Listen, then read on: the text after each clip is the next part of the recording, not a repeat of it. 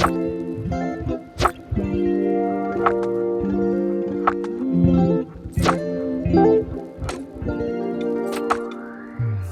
welcome back to my channel. I'm Sam Zagar.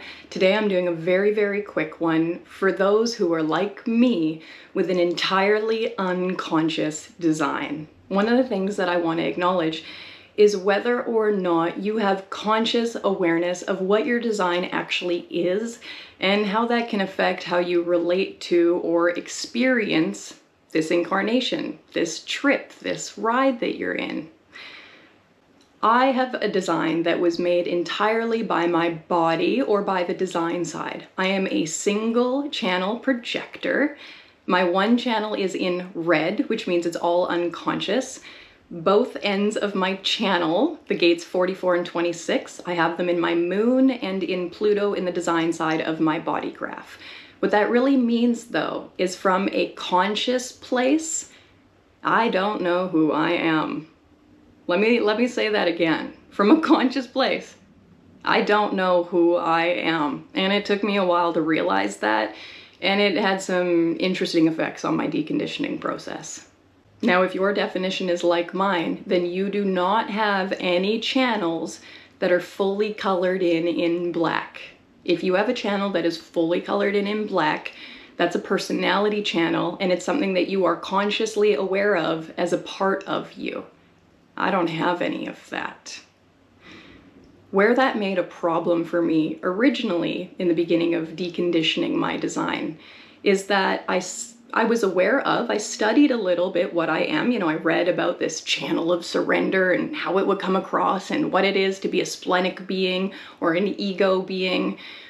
But there was a lot of talking about what these things meant in a way that felt like I should be able to feel that. I should be able to recognize that.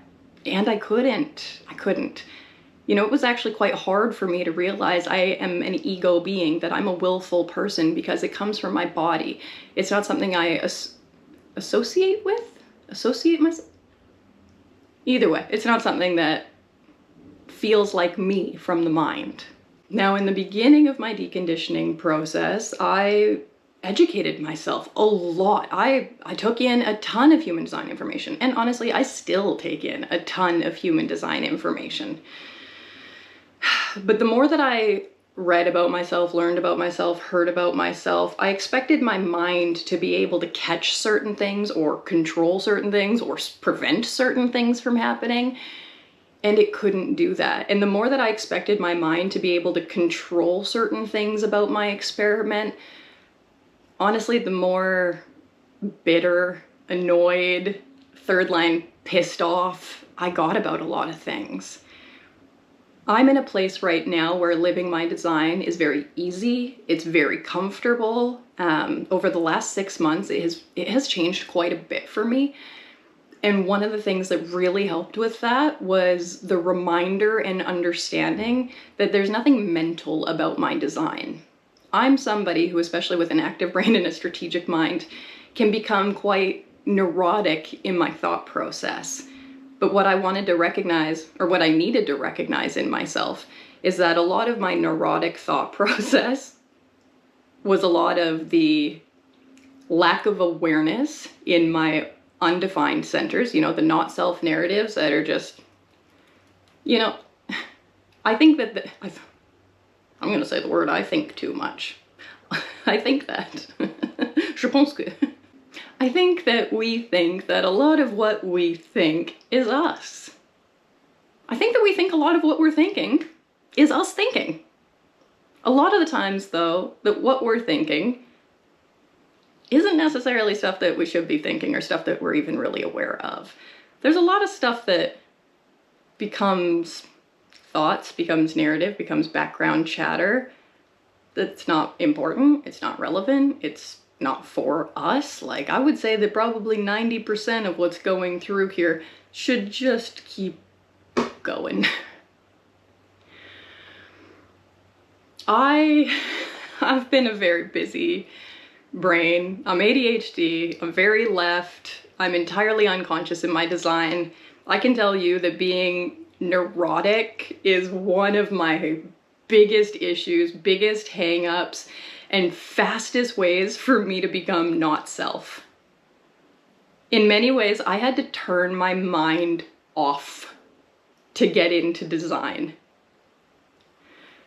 But nobody can come into design and just turn their mind off, because you don't even know what you're turning off. I had to like take in so much information and then sift through a lot of it and let go of a lot of stuff that turned out to be garbage.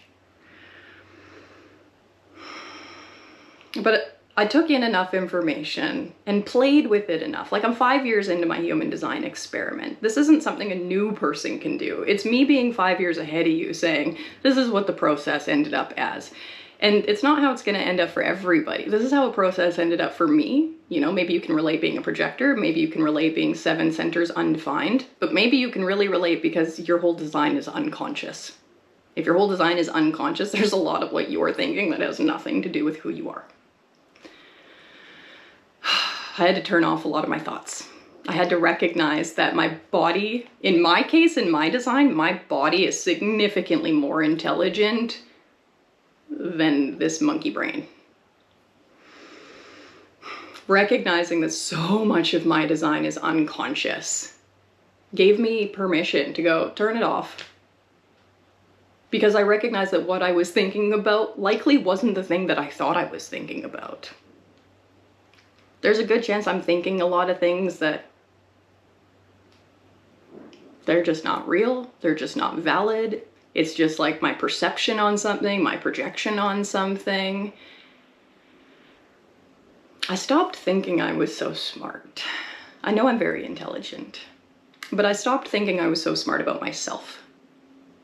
I started to realize there's a lot that is beyond inconsistent in my mind.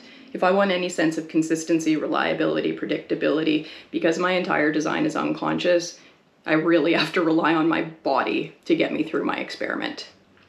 I really have to rely on my body to get me through my experiment. This is something that has been incredibly helpful information for me. Maybe it's going to be helpful for you.